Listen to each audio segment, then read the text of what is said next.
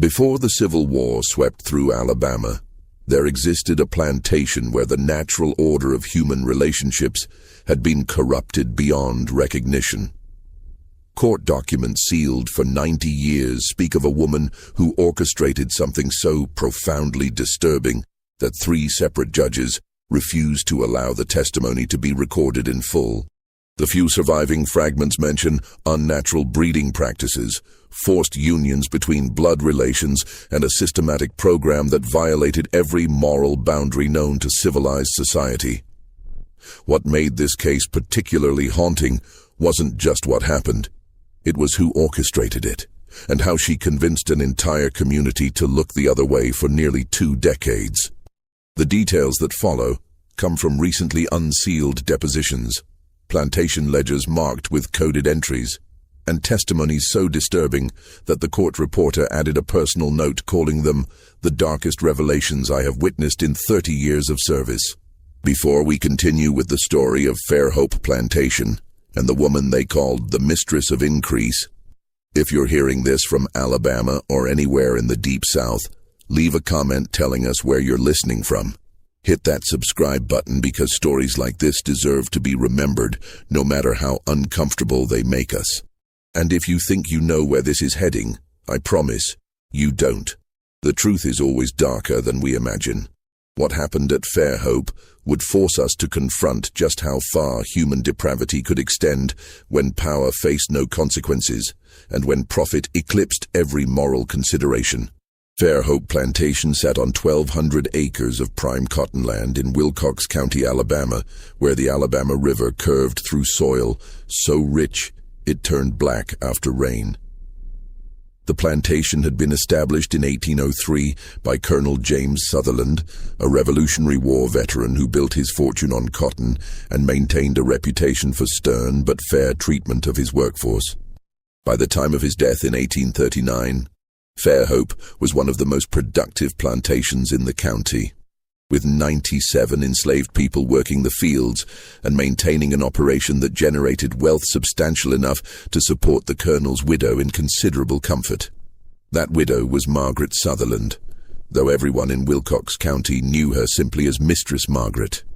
She was 41 years old when her husband died, leaving her sole ownership of the plantation and everything on it. She had been born Margaret Elizabeth Hargrave in Charleston, South Carolina, the daughter of a cotton broker who had made and lost 3 separate fortunes before drinking himself to death. She'd married Colonel Sutherland at 19, moving to Alabama with the eagerness of a woman escaping a past she never discussed. In the 22 years of their marriage, she had borne him 5 children, 4 sons and 1 daughter.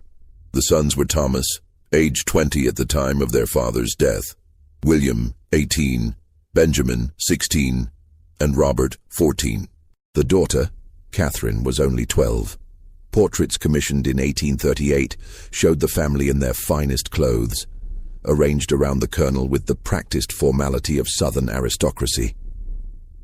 Margaret sat beside her husband with her hands folded in her lap, her face composed in an expression that suggested neither warmth nor coldness, just careful control. What those portraits didn't show was the tension that had existed in the Sutherland household for years. Colonel Sutherland had been a firm believer in discipline and propriety. He attended church every Sunday, maintained strict moral standards for his household, and held definite opinions about the proper running of a plantation. His wife rarely contradicted him in public, but household slaves would later testify to arguments behind closed doors, heated discussions about money, about management, about the proper way to handle what the colonel called plantation discipline.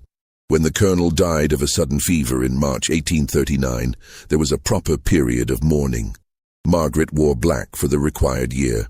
She managed the plantation through an overseer, a hard-faced man named Jonas Pritchard, who had worked at Fairhope for 7 years. For the first 2 years after her husband's death, life at Fairhope continued much as it had before.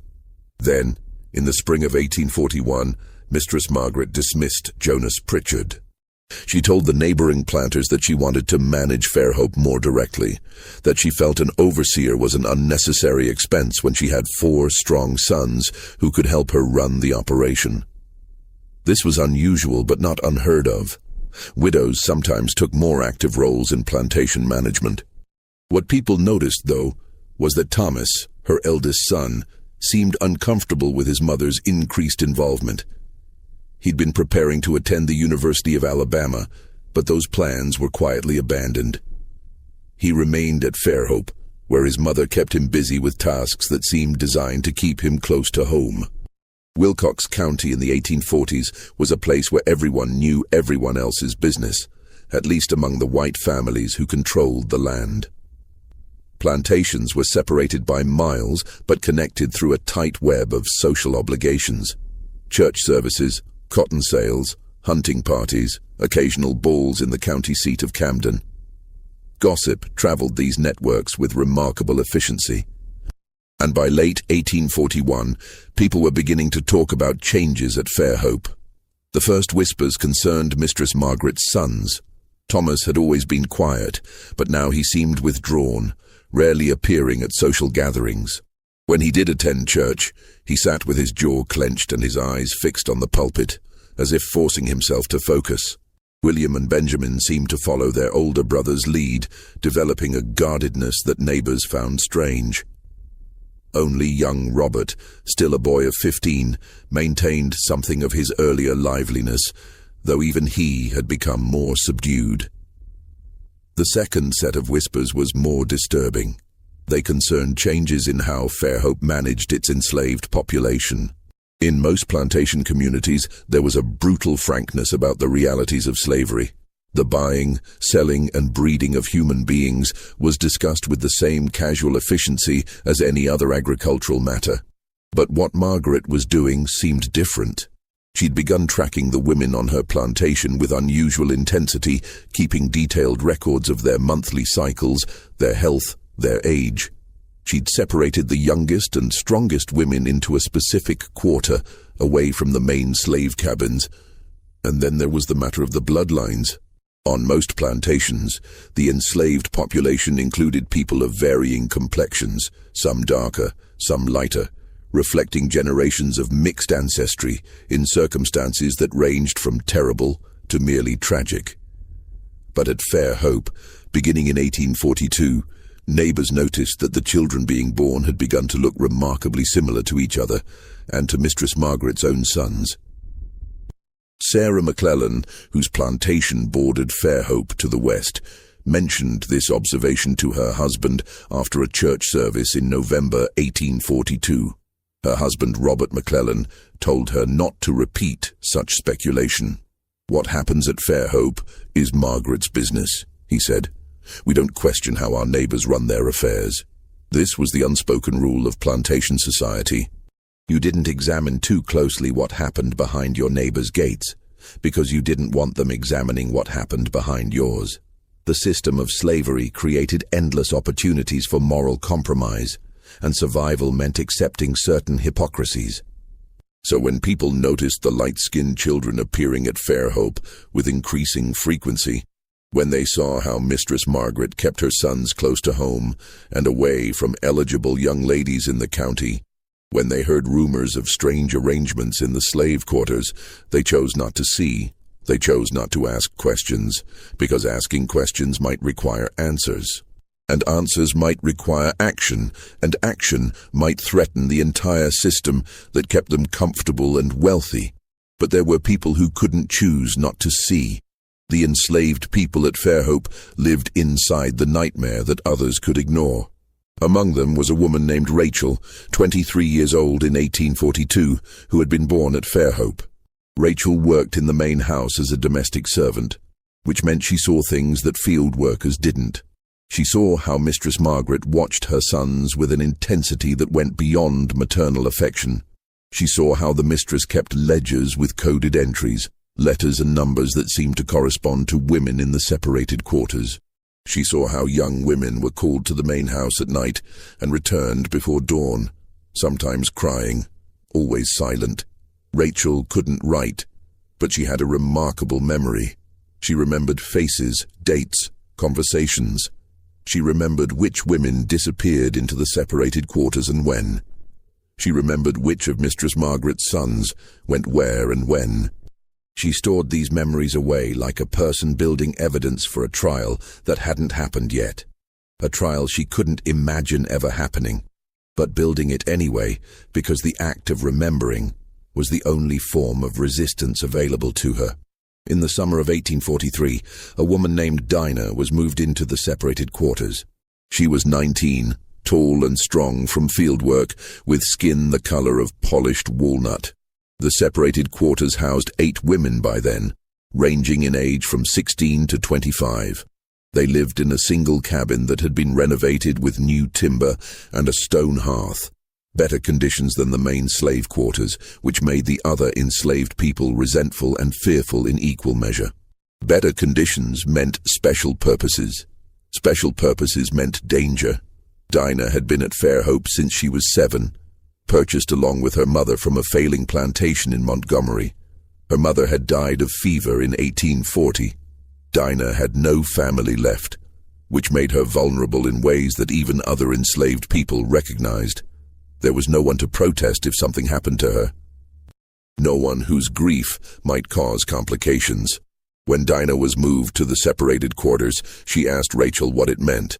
Rachel looked at her with eyes that held both pity and something harder, the kind of knowledge that comes from bearing witness to horror. "It means Mistress got plans for you," Rachel said quietly. They were in the main house kitchen, where Rachel was supervising the evening meal preparations. The cook, an older woman named Bess, was kneading dough for tomorrow's bread with steady, rhythmic motions that suggested she was deliberately not listening. "Don't fight it. Fighting makes it worse. Just remember you're still alive. Remember that every day you wake up, you survived another night." "Plans?" Dinah's voice was barely a whisper. "What kind of plans?" Rachel glanced at Bess, then back to Dinah. The kitchen was hot from the oven fire, and sweat ran down Rachel's face in steady rivulets. "The kind we don't talk about. The kind that make you wish you'd never been born pretty. Just do what she tells you. Keep your head down. Maybe you'll survive it." That night, Dinah was called to the main house. Mistress Margaret met her in the parlor, the room where the Colonel's portrait still hung above the fireplace. The mistress was wearing a dark blue dress, her hair pulled back severely, her face composed in that same expression of careful control that the portrait artist had captured years before. "Dinah," she said, and her voice was pleasant, almost warm. "I've been watching you. You're strong, healthy. You come from good stock. Your mother was an excellent worker before she fell ill. I have plans for you, plans that will ensure you're well taken care of. Better than the field workers. Do you understand?" Dinah kept her eyes lowered. "Yes, mistress." "Look at me." Margaret's voice hardened slightly. When Dinah raised her eyes, she found the mistress studying her with the same intensity that a horse breeder might study a promising mare. "You will be given responsibilities, special responsibilities. My son Thomas will explain them to you. You will obey him in all things. You will not discuss these responsibilities with anyone outside the separated quarters. Is that clear?" "Yes, mistress." "Good. Thomas is waiting in the library. Go to him now." Dinah went to the library, her heart hammering so hard she thought she might faint. Thomas Sutherland was 24 years old that summer, a lean man with his father's height and his mother's careful control. He stood by the window, looking out at the darkening yard, and didn't turn when Dinah entered. For a long moment, there was only silence. Then Thomas spoke, his voice low and tight. "Close the door." Dinah closed the door. The library was lined with books that the Colonel had collected over the years. Volumes on agricultural science, histories of the Revolution, collections of sermons. A lamp burned on the desk, casting shadows that seemed to move in the corners. "My mother has a system," Thomas said, still not looking at Dinah. "She believes in efficiency, in maximizing value.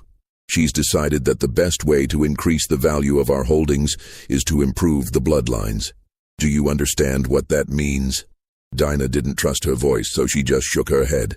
Thomas finally turned to face her.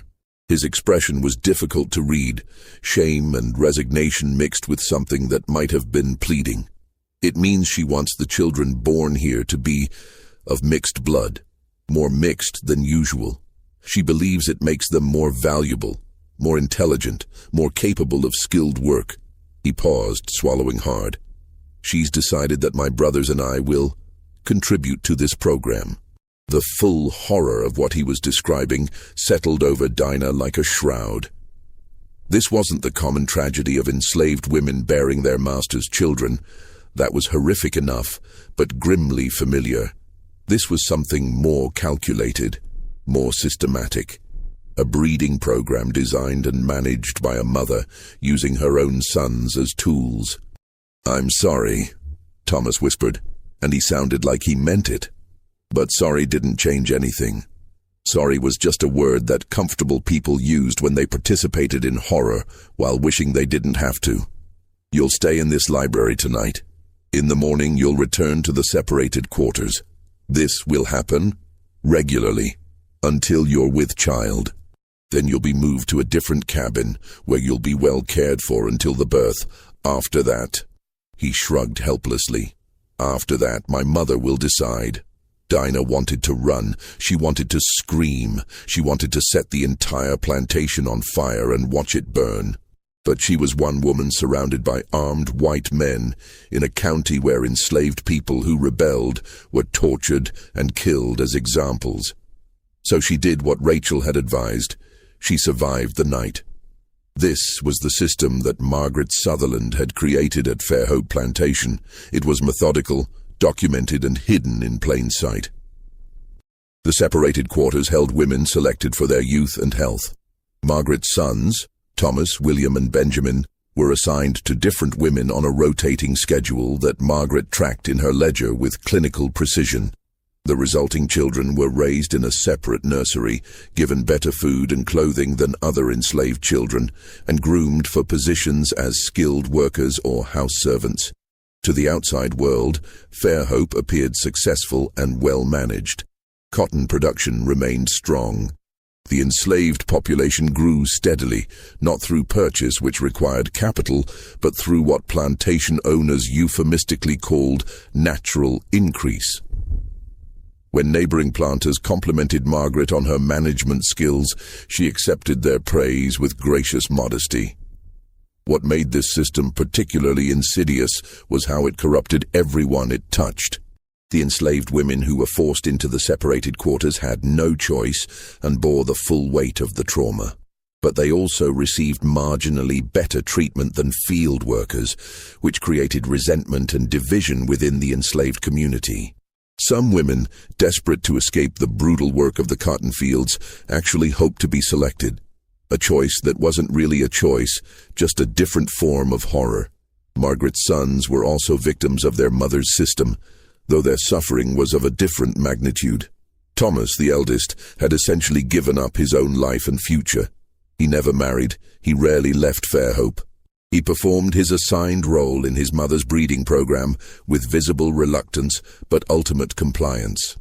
William and Benjamin followed their brother's pattern, becoming extensions of their mother's will. Only young Robert, who turned 18 in 1843, resisted. The conflict between Robert and his mother came to a head in January 1844. Robert had been courting Emily Harrison, the daughter of a neighboring planter. The courtship had been proceeding normally: Sunday visits, chaperoned walks, letters exchanged under proper supervision. Robert seemed genuinely happy for the first time in years. Then Margaret called him into her study. "You will end this courtship with the Harrison girl," she told him flatly. "I need you here. Your brothers need your help with our program." Robert stared at his mother with undisguised revulsion. "Your program? Is that what you call it? Mother, what you're doing is necessary, profitable, and none of your concern." Margaret's voice was ice. "You're 18 years old, Robert. Everything you have, everything you are, comes from this plantation. You will do your duty to this family, just as your brothers do." "My brothers are prisoners," Robert said. "You've made them prisoners. You've made all of us prisoners. Even the—" He stopped, seeming to struggle with how to finish the sentence. "Even the women in those quarters. Do you understand what you're doing? Do you even care?" Margaret stood up slowly. She was shorter than her son by several inches, but she had a presence that made her seem larger. "I understand that we're alone in this world, Robert. Your father left us debts that you know nothing about. This plantation was failing. I saved it. I built a system that ensures our survival and our wealth. Do you think the Harrison girl's father would let her marry you if he knew we were on the brink of poverty? Everything I've done for this family, not for me," Robert said quietly. "I won't be part of this. I won't." The argument continued for hours, but Margaret Sutherland had not built her system by accepting defeat. Over the following weeks, she systematically destroyed Robert's courtship with Emily Harrison. She spread subtle gossip about financial difficulties at Fairhope. She had Thomas write to Emily's father suggesting that Robert was unstable, prone to strange ideas and inappropriate sympathies. By March, the Harrison family had cooled considerably toward the courtship. By April, it was over. Robert sank into a depression that worried even his brothers. He spent his days riding across the plantation, avoiding the separated quarters, avoiding the main house, avoiding everyone. At night, he drank in his room, whiskey purchased secretly from Camden and smuggled home in saddlebags. The household slaves whispered that they heard him crying sometimes, late at night when he thought no one could hear. But someone did hear. Rachel, working in the main house, keeping her careful mental records, heard Robert's grief and recognized in it a possible ally, not an equal. He was still the master's son, still free, still protected by whiteness and maleness in ways she could never be, but an ally nonetheless. Someone who saw the horror for what it was. Someone who suffered from it, even if his suffering was different from hers. So one night in May 1844, when Robert stumbled into the kitchen looking for food after another day of drinking, Rachel took a calculated risk. She was alone. Bess had gone to bed hours earlier, and the rest of the house was quiet. "Master Robert," she said quietly, "I need to tell you something." Robert looked at her with bleary eyes. He was 20 years old and looked 40, his face haggard from drink and despair. "Tell me what, Rachel? About what your mother's doing. The full truth of it. Because I don't think you know everything. I don't think your brothers know everything." She paused, her heart racing. If she was wrong about him, if he reported this conversation to his mother, she would be sold, or worse. She's keeping records, detailed records, not just of when things happen, but of the children, who their fathers are. She's planning their futures, planning to keep them enslaved even though they're your half-siblings, even though they're your blood. Robert sank into a chair at the kitchen table. "I know. God help me, I know. But do you know she's planning to use them too? The girls, when they're old enough. She's already making lists. I seen the ledger. She plans to have your brothers, or maybe even you, father children with women who are already your daughters." Rachel's voice was shaking now, but she pushed forward. "That's what's coming, Master Robert. That's the future she's building. Generations of it. Blood mixing with blood until nobody knows who they are anymore. Until the evil just keeps multiplying." Robert put his head in his hands. "Stop.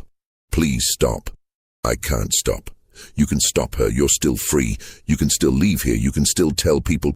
"Tell them what?" Robert's voice was anguished. "Tell them my mother is breeding slaves with her own sons. Tell them I have children in those quarters. Children I'll never acknowledge. Children who will grow up enslaved. Who would believe me? And even if they believed me, who would care? You think other plantations are run by saints? You think what happens here is so different from what happens everywhere else?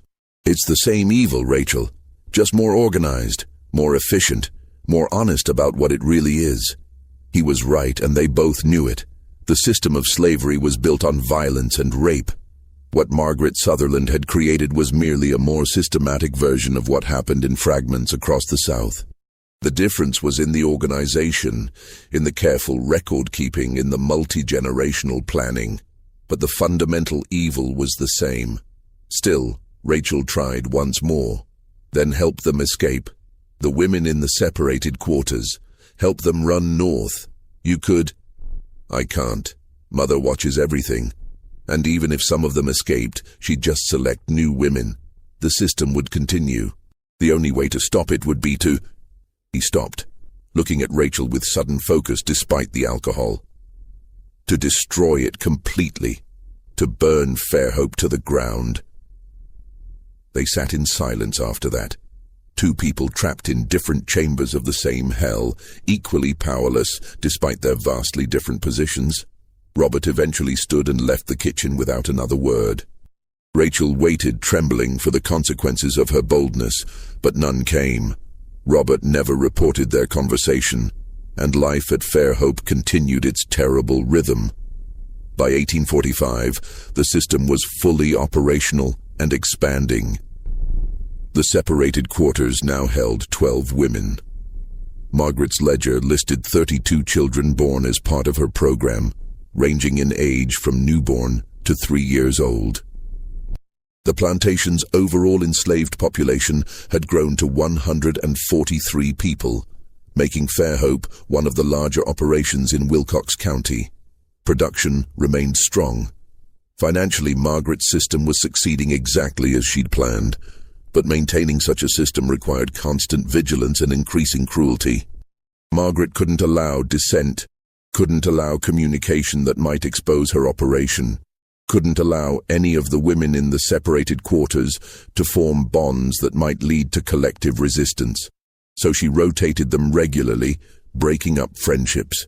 She rewarded compliance with small privileges and punished reluctance with immediate withdrawal of those privileges. She kept them isolated from the broader enslaved community, preventing the formation of any unified response. This isolation was psychological as well as physical. The women in the separated quarters were told repeatedly that they were fortunate, that they had been selected for their superior qualities, that the children they bore would have better lives than field slaves, that their suffering served a higher purpose, the improvement of the race, the increase of value, the economic success that benefited everyone on the plantation. Margaret sold this narrative with conviction, and some of the women, desperate for meaning in their trauma, began to believe it, but not all of them. Dinah, now 21 and mother to a 2-year-old boy whose father was Thomas Sutherland, had never accepted Margaret's narrative. She had learned to perform compliance while maintaining a core of resistance in her mind. She was also, though she didn't know it yet, pregnant again, this time by William Sutherland, following Margaret's rotation system. On a September evening in 1845, when Dinah returned to the separated quarters after another night in the main house, she found Rachel waiting outside the cabin. The two women had developed a careful friendship over the years, communicating in glances and brief exchanges when they crossed paths in the main house or yard. "I'm leaving," Rachel said without preamble, her voice barely above a whisper. "Found a way north, someone who can help. I wanted to tell you before I go." Dinah felt her heart lurch, half hope, half terror. "When?" "Tomorrow night. New moon. Darkness enough to get to the river." Rachel reached out and squeezed Dinah's hand briefly. "I wanted to ask you to come, but you got a child. Makes running harder and you're pregnant again," Dinah finished.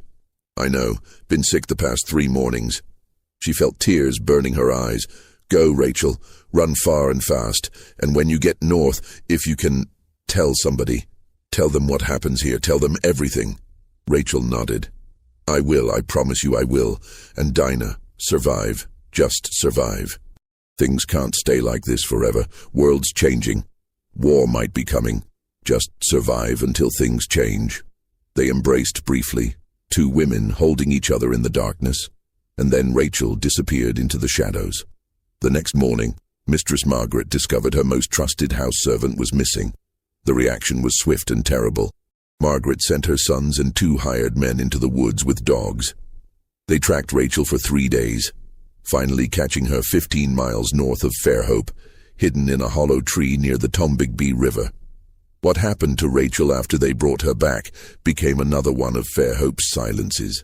The official record showed that she was sold to a trader heading to New Orleans, but enslaved people at Fairhope whispered darker possibilities, that she'd been punished so severely she died, that she'd been buried in an unmarked grave in the woods, that Margaret Sutherland had made an example of her that was too terrible to speak about openly.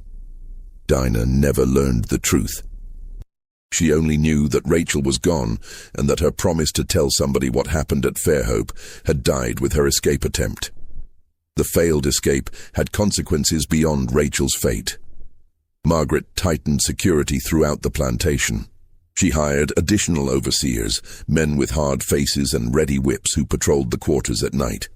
She instituted a pass system, making it impossible for enslaved people to move between areas of the plantation without written permission, and she reminded everyone at Fairhope, in ways both subtle and explicit, what happened to people who tried to leave or who helped others leave. The tightened security made life harder for everyone, but barely slowed Margaret's breeding program. If anything, she intensified it. By 1846, the separated quarters held 15 women, and Margaret had begun selecting girls as young as 15 for inclusion. The children from her program numbered 47. She was, by any measure of plantation economics, succeeding brilliantly. Her wealth grew. Her social position in Wilcox County remained secure, and the system she'd created kept running with terrible efficiency. But systems built on violence and secrecy are inherently unstable. They require constant energy to maintain, constant cruelty to enforce, and they create enemies faster than they can suppress them.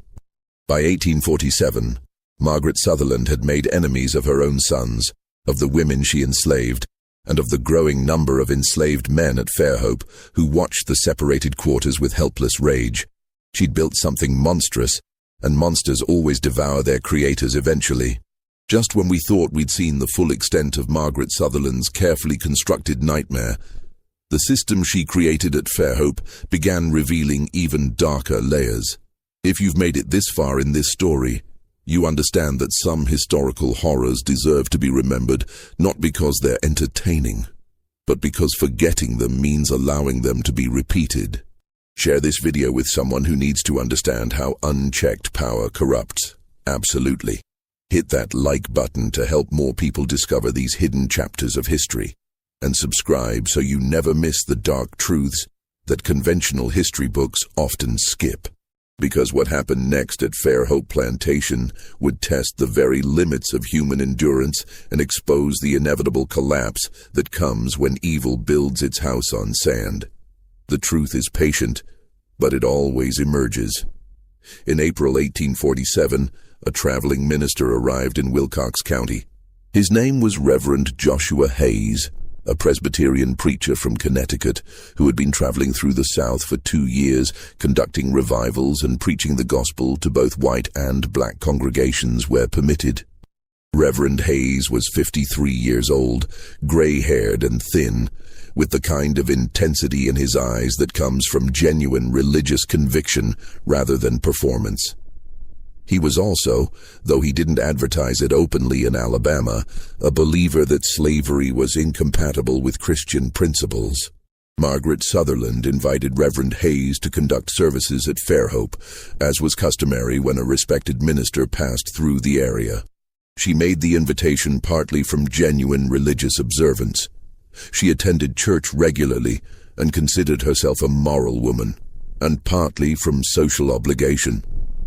Refusing to host a traveling minister would have raised questions among her neighbors. Reverend Hayes arrived at Fairhope on a Sunday morning in late April. He conducted services in the Plantation Chapel, a simple wooden building that the colonel had constructed years earlier. The white family sat in the front pews. Behind them, in a gallery built for the purpose, sat the enslaved people of Fairhope, those who were permitted to attend, which was perhaps half the total population. As Reverend Hayes preached about righteousness and judgment, about the accountability that all people would face before God, about how no system built on injustice could stand forever, he noticed something strange.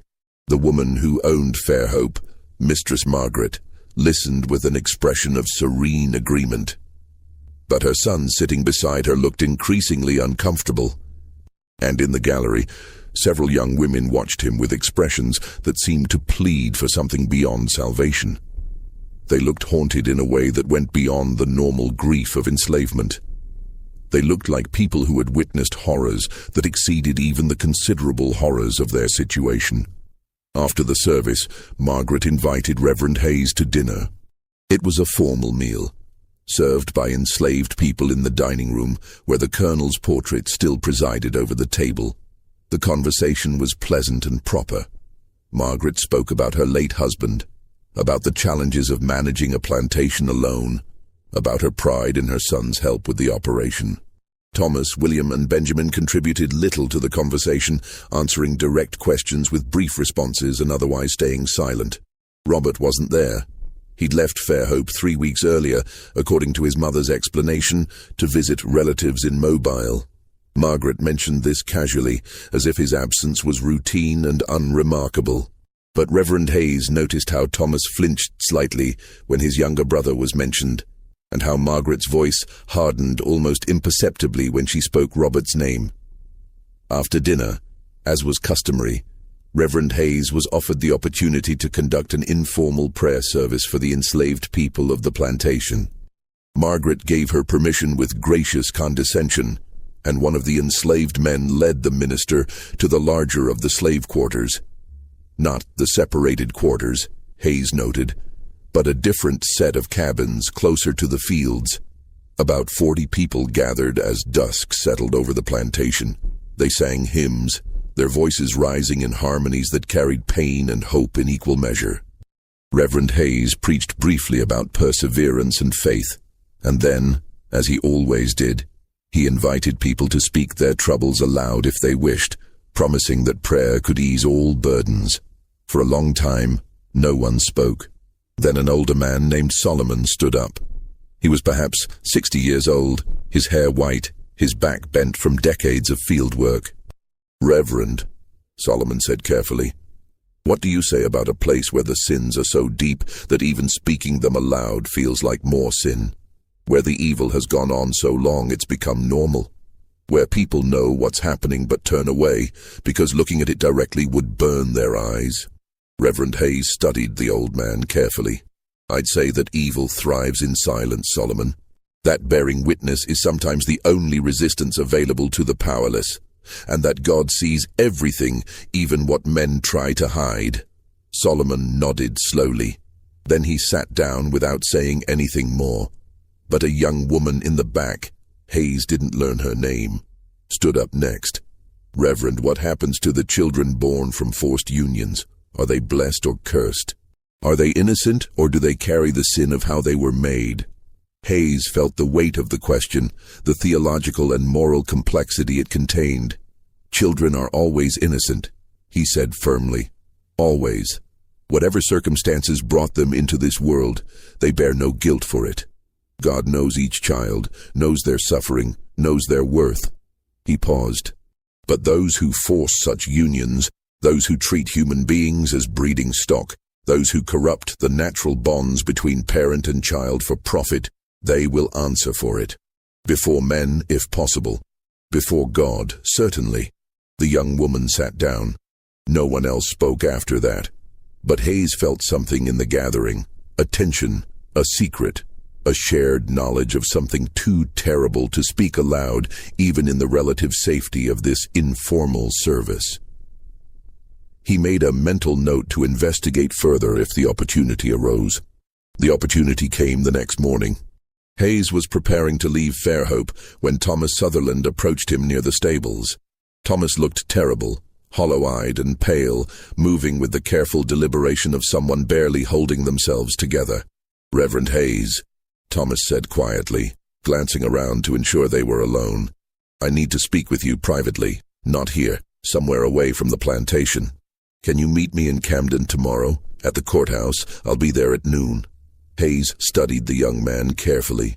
"Are you in danger, son?" Thomas laughed bitterly. "We're all in danger, Reverend. Some of us just recognize it more clearly than others. Will you meet me?" "I will."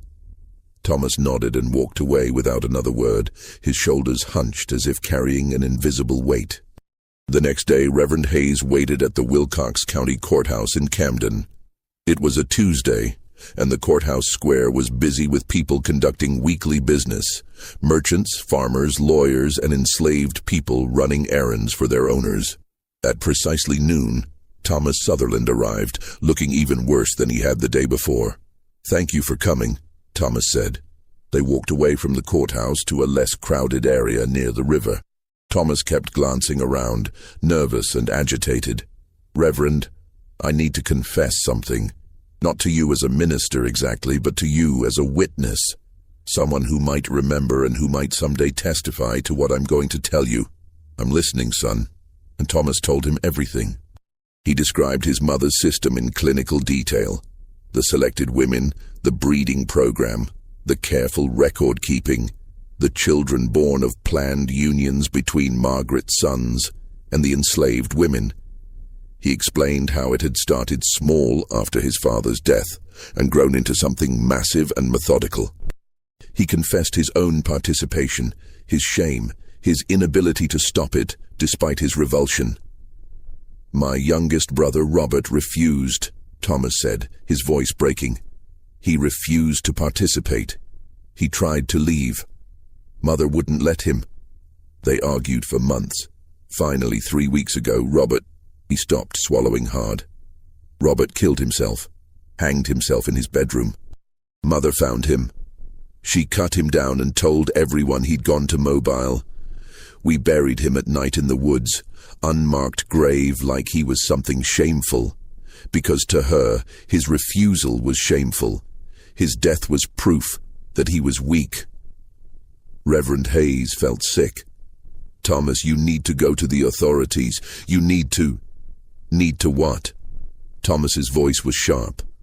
"Report my mother for breeding slaves? That's not illegal, Reverend. It's good business. Report her for forcing her sons to participate? There's no law against that either. She hasn't broken any laws.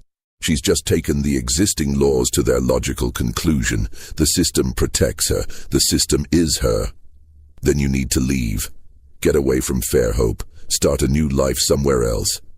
"I can't. She controls everything, all the money, all the property. I have nothing except what she gives me, and besides..." Thomas looked out at the river, his face twisted with anguish. "Besides, those children are my responsibility. My sons and daughters. If I leave, who protects them? Who ensures they're treated well? If I abandon them, aren't I just adding another sin to all the others?" Reverend Hayes had no answer for that. The moral complexity was staggering. Thomas was both victim and perpetrator, both prisoner and accomplice, both father and enslaver. He was trapped in a web that his mother had woven using the raw materials of slavery itself, and there was no clean way out. Any path forward involved more sin, more suffering, more impossible choices. "What do you want me to do, Thomas?" "Remember. Just remember. Write it down if you can, somewhere safe. Because this system, it can't last forever. Someday, maybe after I'm dead, maybe after everyone at Fairhope is dead, someone will ask what happened here, and I want there to be a record, a witness. Someone who knew the truth and wrote it down." Thomas reached into his jacket and pulled out a small leather-bound journal. "This is my diary from the last 6 years. Everything is in here. Take it, hide it. Don't show it to anyone while Mother's alive. She'd destroy it and probably hurt whoever has it. But keep it safe. For the future. For the accounting that must come eventually." Reverend Hayes took the journal with trembling hands. "Thomas, I'll do what you ask, but I'm also going to pray for you. For a way out. For salvation in this life, not just the next." Thomas smiled sadly. "Pray all you want, Reverend. But God seems pretty quiet these days, at least where Fairhope Plantation is concerned." They parted after that. Reverend Hayes left Wilcox County the next day, carrying Thomas Sutherland's journal hidden in the bottom of his travel bag. He made copies of the most damning entries and deposited them with trusted colleagues in different cities, creating a distributed record of Fairhope's secrets. But he didn't go to the authorities. What could he report that would matter? What law had been broken that any court in Alabama would prosecute? Thomas was right. Margaret Sutherland had simply perfected the logic of a system that was already legal and widely accepted. Life at Fairhope continued. The breeding program expanded. By 1850, the separated quarters held 18 women. The children from Margaret's program numbered 73. Thomas, William, and Benjamin continued their roles in their mother's system, their resistance long since crushed into numb compliance. Robert's disappearance was never questioned by neighbors, his supposed life in Mobile a fiction that everyone accepted because investigating it would require acknowledging the possibility of something darker. Dinah, now 27, had borne 5 children through Margaret's program, 3 by Thomas, 2 by William. She had learned to survive by separating her mind from her body during the nights in the main house, by focusing on her children during the days, by maintaining a core of self that her enslavers could never quite touch despite their violations. She was also, though she didn't know it yet, teaching that resistance to her children, showing them through example that survival itself was a form of defiance. But survival alone wasn't enough. The women in the separated quarters had begun, very carefully and very secretly, to communicate among themselves, despite Margaret's efforts to keep them isolated. They developed codes, songs with double meanings, ways of arranging laundry to signal messages, brief exchanges during rare moments of unsupervised contact. They weren't planning rebellion exactly. They were too pragmatic for that. But they were building something, a network, a collective memory, a foundation for future resistance if the opportunity ever arose. That opportunity came from an unexpected direction, the growing national crisis over slavery itself. By 1855, the entire South was caught up in increasingly bitter conflicts over slavery's expansion into new territories. The Kansas-Nebraska Act had turned the territories into battlegrounds. Violence was spreading. Political rhetoric was becoming more extreme on both sides. And some enslaved people, paying attention to these developments in the limited ways available to them, began to sense that the system might not last forever. That change might be coming. At Fairhope, this growing tension manifested in subtle ways. The white men who visited the plantation, merchants, neighboring planters, overseers looking for work, talked more openly about northern aggression, about threats to southern society, about the need to defend their way of life. Margaret Sutherland listened to these conversations with careful attention. She'd built her wealth on slavery's foundation. Any threat to that foundation was a threat to everything she'd created, but she was also aging. She was 57 years old in 1855, and the years of maintaining her system through force of will had taken their toll. She was still formidable, still in complete control of Fairhope, but she was beginning to think about succession. How would her system continue after she died? How could she ensure that her sons maintained it? How could she protect the investment she'd made in creating a population of mixed-race children trained for skilled labor? The answer, she decided, was documentation. She began creating more detailed records, not just the coded ledgers she'd always kept, but explicit written instructions for how the breeding program should continue. She wrote out the system's logic, its benefits, its procedures. She explained which women should be paired with which men based on their characteristics and bloodlines. She described her multi-generational plan. The children from the first generation would eventually be paired with each other, or with new women brought onto the plantation, creating a self-perpetuating system that would increase Fairhope's value indefinitely. Margaret kept these documents in a locked box in her bedroom. She showed them to Thomas, explaining that he would inherit Fairhope and the responsibility for maintaining her system. Thomas listened with the dead-eyed compliance of someone who had given up fighting years ago. He nodded when she asked if he understood. He promised to continue her work, and he hated himself more completely than he ever had before. But someone else saw those documents. A woman named Hannah, who had been selected for the separated quarters in 1853 at age 16, worked sometimes as a house servant when Margaret needed extra help. On a March day in 1856, while cleaning Margaret's bedroom, Hannah saw the locked box sitting open on the desk. Margaret had stepped out momentarily to speak with an overseer. Hannah couldn't read well, but she could read well enough to understand what she was looking at. Instructions for breeding, plans for generations of enslavement, her own name and the names of her friends in the separated quarters, listed with notes about their characteristics and reproductive potential. Hannah didn't take the documents. That would have been noticed immediately. Instead, she did something cleverer. She remembered. She memorized as much as she could in the brief moments before Margaret returned, and that night she shared what she'd learned with the other women in the separated quarters. The knowledge of Margaret's written plans changed something fundamental in those women. Before, they'd known the system existed, but seeing its multi-generational scope written out explicitly, seeing themselves and their children reduced to breeding stock with calculated futures, crystallized their rage in a new way. They began making plans of their own. The plans were modest and practical. They couldn't escape. Security was too tight, and most of them had children they wouldn't abandon. They couldn't rebel openly. The consequences would be swift and fatal. But they could resist in small ways. They could slow down production. They could teach their children to read despite the prohibition. They could maintain their humanity despite every effort to reduce them to mere reproductive capacity. And they could wait for an opportunity.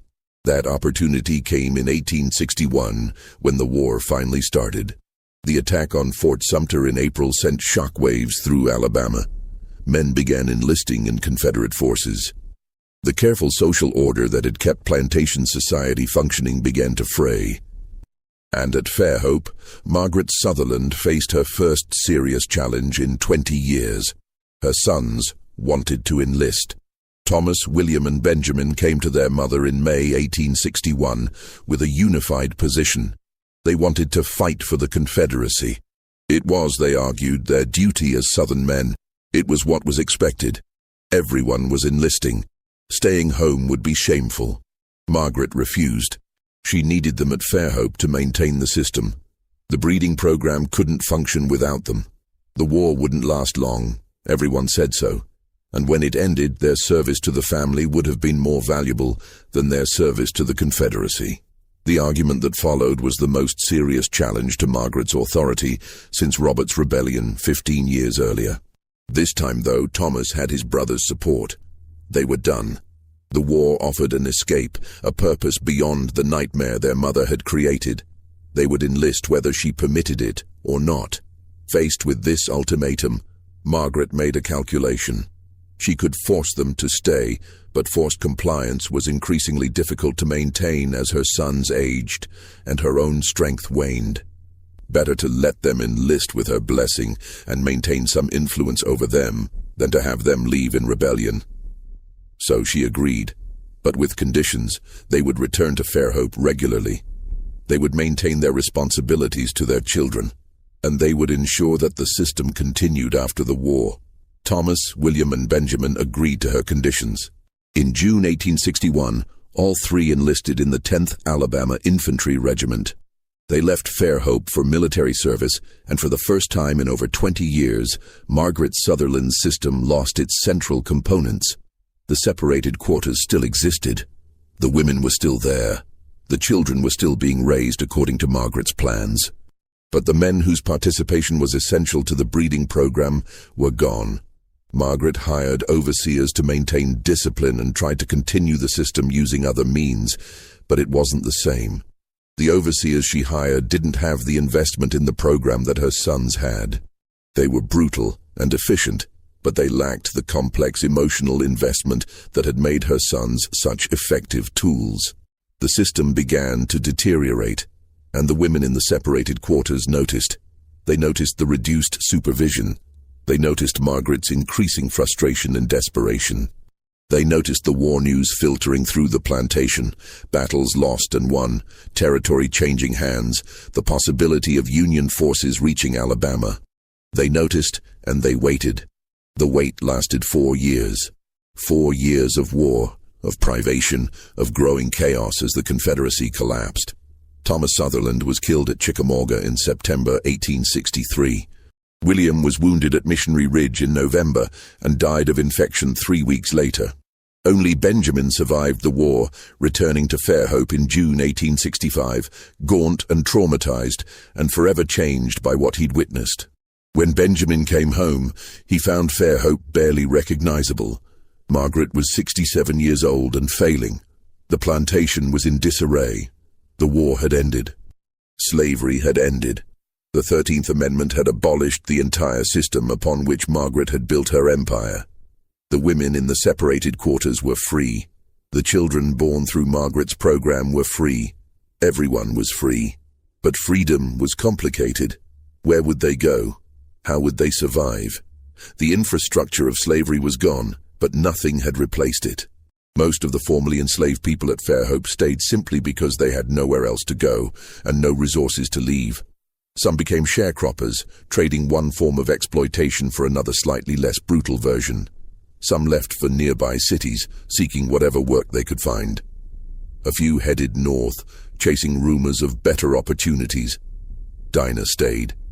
She was 42 years old with 5 surviving children, ranging in age from 8 to 20. She had no education, no money, no connections beyond Fairhope. She became a sharecropper on land she'd once been forced to work as a slave, cultivating cotton for a share of profits that never quite materialized. But she was free to leave if she wanted. She had her children with her. She could make decisions about her own life, and she could finally speak. She could tell her children who their fathers were. She could explain what had happened in the separated quarters. She could name the system that had created them and the woman who had designed it. Margaret Sutherland died in November 1865, 6 months after the war ended. She never acknowledged the destruction of her system. She never apologized. She never showed remorse. She died believing she had done what was necessary, that she had been efficient and practical, that history would eventually recognize her genius. She was wrong about that last part. Benjamin inherited Fairhope, but he couldn't maintain it. The plantation economy had collapsed. He had no capital to hire workers and no stomach for the sharecropping system that was replacing slavery. In 1867, he sold Fairhope to a northern speculator for a fraction of its former value.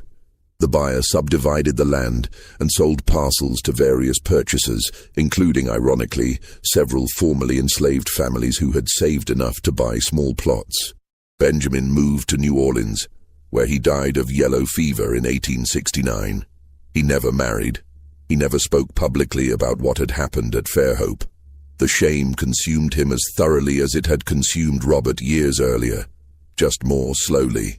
The story might have ended there, buried with the people who lived it, except for 3 things. First, Thomas Sutherland's diary still existed. Reverend Joshua Hayes had kept it safe as promised. After his death in 1871, his papers were donated to a Presbyterian seminary library, where they sat largely unexamined for decades. Second, the formerly enslaved people who had lived through Margaret's system remembered. They told their children. They told their grandchildren. The stories were passed down through families as cautionary tales, as evidence of what humans could do to each other, as testimony that needed preserving even when official records remained silent. Third, some of Margaret's own records survived. When Fairhope was sold, boxes of documents were stored in a Camden warehouse.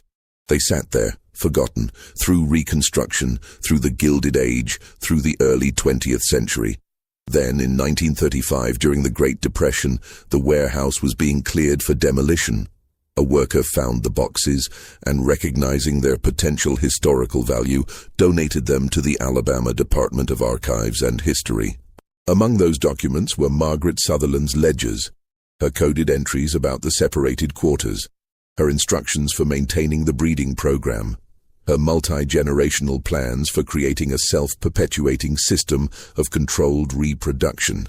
Everything Thomas had described to Reverend Hayes was there in Margaret's own handwriting, documented with the same careful efficiency she'd applied to everything. But what made these records particularly chilling was their clinical detachment. The way Margaret had reduced human beings to breeding pairs, assigned numerical values to children based on their parentage, and projected profits across generations as if she were planning crop rotations rather than engineering the systematic violation of dozens of women. When researchers discovered these documents in 1937, they immediately recognized their significance. Here was explicit evidence of something that historians had long suspected, but rarely found documented so thoroughly. The systematic breeding of enslaved people, organized and managed with the same attention to detail that might be applied to livestock. What made Margaret's records unique was their scale, their multi-generational planning, and the horrifying involvement of her own sons. The documents also revealed something researchers hadn't expected: annotations in the margins, written in what appeared to be Thomas's handwriting, expressing anguish and self-recrimination. Brief phrases like "God forgive me" and "I am damned" appeared beside his mother's cold calculations, creating a heartbreaking counterpoint to her methodical evil. The archives initially restricted access to the documents, considering them too disturbing for general research. 3 separate review committees examined the materials and debated whether they should be preserved at all or destroyed to protect the dignity of the descendants of those who had suffered at Fairhope. The debates were intense and emotional. Some argued that destruction would compound the crime by erasing evidence of what had happened. Others worried that preservation would sensationalize trauma and reduce real people's suffering to academic curiosities. Eventually, a compromise was reached. The documents would be preserved but sealed, accessible only to serious researchers who could demonstrate legitimate scholarly purpose and who agreed to treat the materials with appropriate gravity. They remained sealed until 1947, when a graduate student named Eleanor Washington, herself a descendant of enslaved people from Alabama, petitioned for access. She argued that understanding such horrors was essential to confronting American history honestly, and that the voices of the victims, preserved in depositions and testimony that had been included in the archive boxes, deserved to be heard. Her petition was initially denied, then granted after she enlisted support from civil rights organizations and prominent historians, who argued that historical truth, however painful, must take precedence over comfortable silence. When Eleanor finally accessed the documents, she spent 3 months reading every page, often breaking down in tears as she encountered the testimony of women like Rachel and Dinah, whose words had been recorded during brief legal proceedings in the 1860s when some of the formerly enslaved people at Fairhope had attempted to claim compensation for their suffering.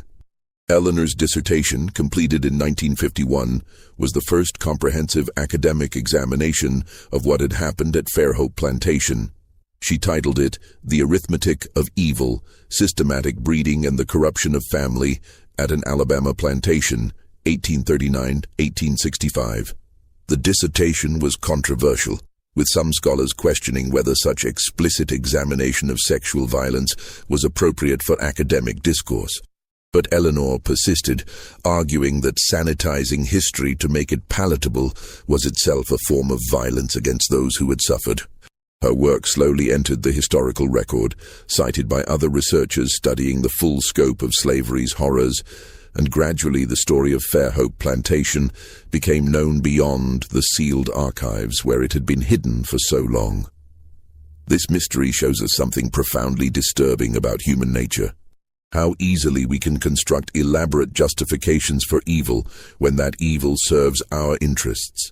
Margaret Sutherland believed she was being practical, efficient, innovative, taking the logic of slavery to its natural conclusion and maximizing her returns. She never saw herself as a monster, just as a widow doing what was necessary to survive in a difficult world. But the system she created was monstrous, precisely because it was so methodical, so planned, so thoroughly integrated into the legal and social structures of her time. What do you think of this story? Do you believe Margaret Sutherland saw herself as a monster, or did she genuinely believe she was just being practical? How do we reckon with historical horrors that were legal in their time, but unconscionable by any moral standard? Leave your thoughts in the comments below. If this story affected you, share it with someone who needs to understand that the full truth of slavery was often worse than we imagine. Subscribe to this channel and hit the notification bell so you never miss stories like this. Stories that challenge us to confront the darkest chapters of American history. Because remembering is the first step toward ensuring such horrors are never repeated. Thank you for listening.